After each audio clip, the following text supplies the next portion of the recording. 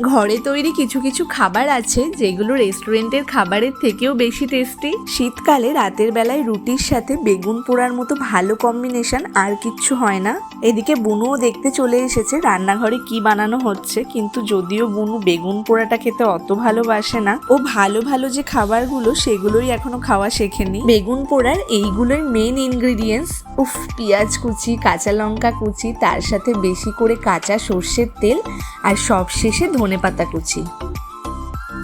এইদিকে পিসিও কাজে লেগে পড়েছে, ঝটপট রুটিগুলো বেলে নিচ্ছে।